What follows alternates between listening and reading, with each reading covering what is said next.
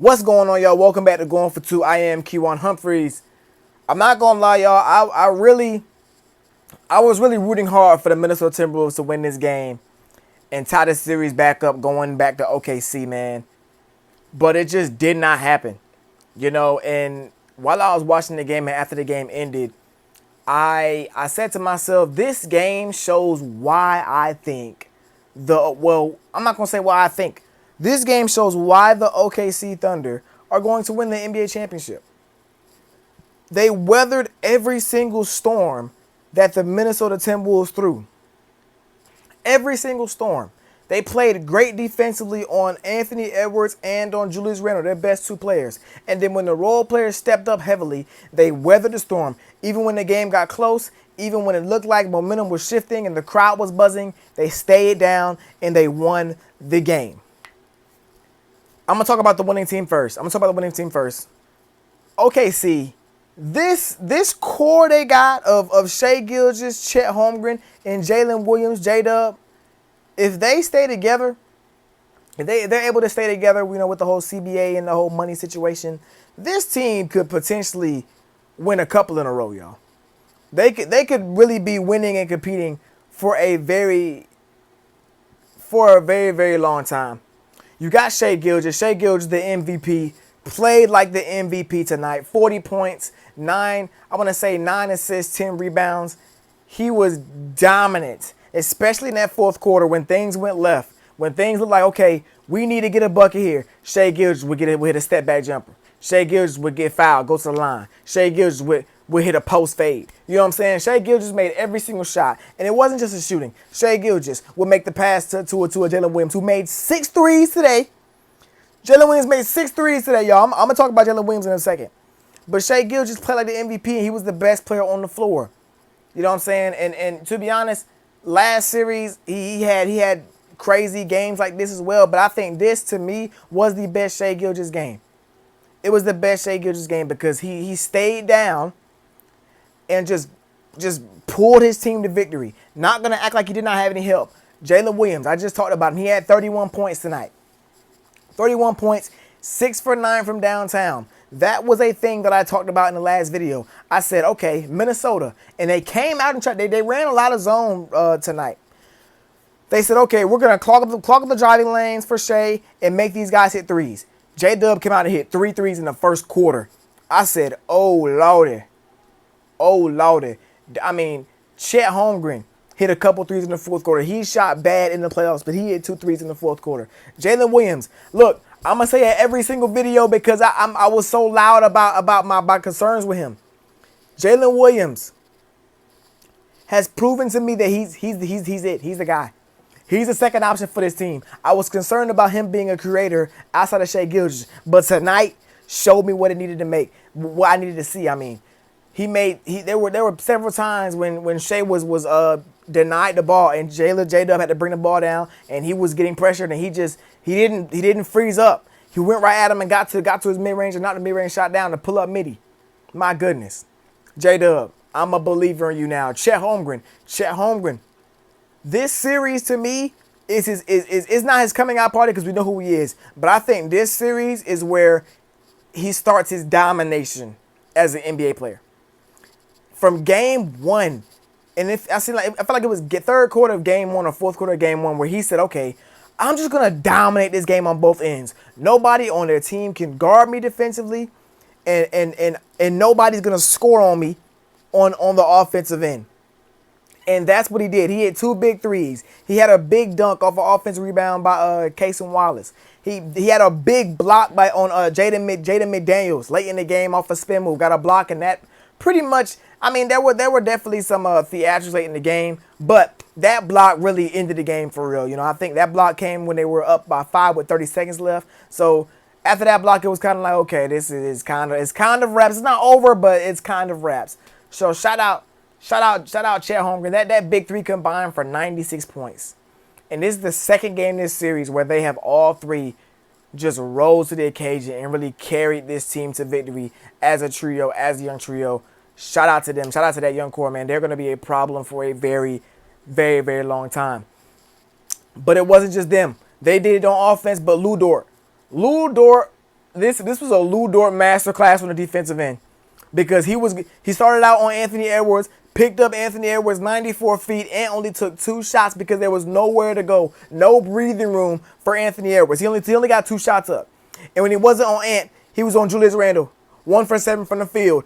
Early in the first quarter, I'm gonna say first quarter, second quarter, Lou Dort switched on to Julius Randle, and Julius tried to bully him. He tried to post him up from the 3-point line, put his shoulder on him, and then get a lane to drive. No, Lou Dort stood tall. He like a linebacker. Lou Dort's like a linebacker, bro. Stood tall, took the bumps, and did not move. Played a big part in both of those guys having bad games. Lou Dort was the man that I would say if Shai didn't have 40 and Jalen didn't have 30, Lou Dort would have been the MVP because defensively he took both of those guys out of rhythm early in the ball game. You know, of course we got the Case and Wallaces, the dogs, the duo dogs to me, Case and Wallace and Alex Caruso, the 2 guys off the bench coming in just mucking things up. It was really just a chess match. This game kind of was a chess match between the players and the coaches. We saw Alex Caruso checking in the fourth quarter to defend. He was matched up against Rudy Gobert. Why did they do that? Because Rudy Gobert was the guy that was setting screens for Anthony Edwards. And when Chet was on him, it would be Anthony Edwards getting the switch on the Chet Holmgren. So they brought in Caruso because Caruso could bang, well, for the most part, bang with Gobert down low. And excuse me. And when the screen came, Anthony Edwards was switched on to Caruso, or Caruso was switched on Anthony Edwards. So just a chess match, and the Timberwolves responded by having Jalen McDaniels set the screen so then they can still get the Chet switch. So really just an all-around game. You know, every time Minnesota got close, OKC made a big shot, got a big stop. Everything just happened for them. They're 1 game away from the NBA Finals. Their first finals since 2012.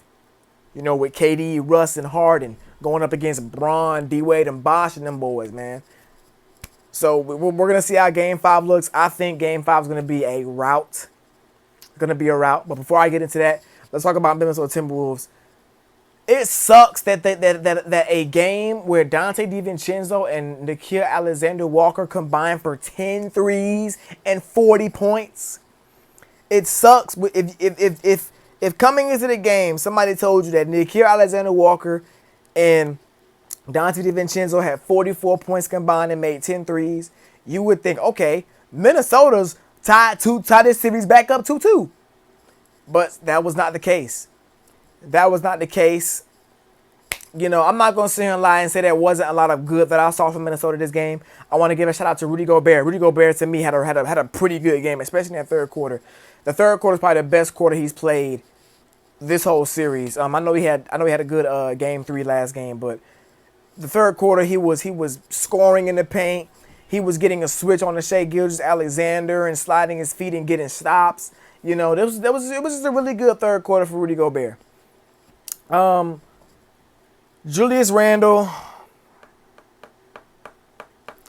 he fooled us, y'all. Julius Randle fooled us. We watched this man dominate the first 2 rounds of the playoffs and felt like, okay, him being the right number 2 is going to take this team over the top. And then game 1 happened, and he had a crazy first half in game 1. But it felt like after that, he really wasn't. Yeah, he had 24 points game 3. You know, but in a game 4, game 3 is not the only must-win game when you're down 0-2. You need to win both of those games so you're not down 3-1 going back on the road. And he scores 5 points, 1 for 7 from the field. He looked crazy out there, man. You know, his first touch, he made a mid-range jumper, and that actually was his only bucket of the game. But his second touch, he was defended by Jalen Williams, and he was dribbling the ball on I want to say like the wing mid-range area, like the little pocket between the wing and the corner in the mid-range, and they trapped him, and he just looked like he was going crazy, and they ended up tying him up and the jump ball and the whole thing, and that's kind of just the tale of his whole game. Was just out of control, tried to bully guys, and it did not work out, and he just did not have anything for it, and it ultimately led to him being benched again in this fourth quarter in favor of Naz Reid, who had a good game. of his own, knocked down a couple threes, finished with 11 points. Anthony Edwards. I love Ant. I love him. He's one of my favorite players to watch. He both from the A. You know what I'm saying? I feel like he just was not aggressive enough at all. He was not aggressive at all, especially in the first half. He only took 2 shots in the first half. I just said game 4 is a must-win game. If you're down 2-1, you gotta win it. And for you to come out and only take 2 shots in the first half, I understand the defensive pressure they're putting on him. They got Lou Dort, Cason Wallace, Alex Caruso, all pressing him from 94 feet out. You have to adjust. Anthony Edwards has elevated to a level where I trust him making decisions with the basketball. 9 times out of 10, Anthony Edwards is making the right decision with the basketball. Whether when he's driving and decides to drive and kick, or decides to drive and go up, he's making the right decision with the basketball. And in the second half, he played way more aggressive. I wanted to see that off rip, just like last game when he set the tone in the first quarter. They needed that again this game. And Anthony Edwards just could not do it, and it actually made me kind of upset. You know what I'm saying? Because this is a guy that we love him. We love his character. We love his personality. Because the same way he acts on the court, he acts off the court. But it just felt like he was not there tonight. You know, I understand the defense, but you cannot, with your season basically on the line, just be passive. You know what I'm saying? You cannot be passive, and that's exactly where Anthony Edwards was tonight. Game 5. Back in OKC, Chesapeake Arena. I don't know, man. I think OKC going to run away with this game, man. Because I don't think you're going to get, looking at how bad they shot in Game 1 and Game 2 Minnesota, I don't think you're going to get a great shooting game from Nah and Dante DiVincenzo, man. The bench had 65 points tonight. They had like 60 points last game too. The role players play better at home. And it sucks that the role players played well and your 2 stars just didn't have it tonight. They did not have it. 22 turnovers as well. That's one thing we talked about. We talked about you cannot turn the ball over against this Oklahoma City Thunder team. And to be honest, the fact that they turned the ball over 22 times and only lost by 5 or 6 points is actually crazy. You know what I'm saying? It's actually insane that happened. You know what I'm saying? But game 5, we got to see what happens. And Julius, brother, you got to play. Come on, man. Going for 2. Make sure y'all like, comment, subscribe, share with y'all folks, man. Follow the TikTok, follow the Instagram. All that will be in the description. Until next time, we out of here. Yeah.